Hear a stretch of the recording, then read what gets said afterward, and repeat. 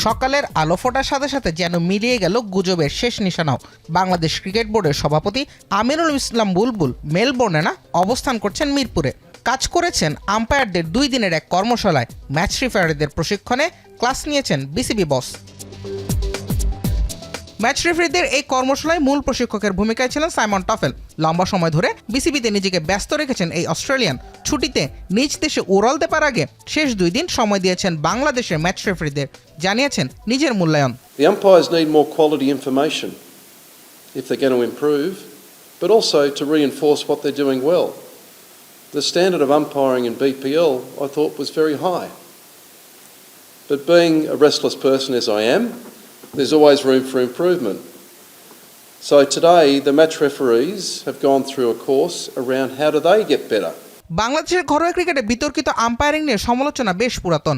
আম্পায়ারিংয়ের চিত্র বদলাতে Simon Taufel গুরুত্ব দিয়েছেন ব্রডকাস্টিং কোয়ালিটির দিকে। But doing it in a more focused and targeted way. Increased technology resources, absolutely.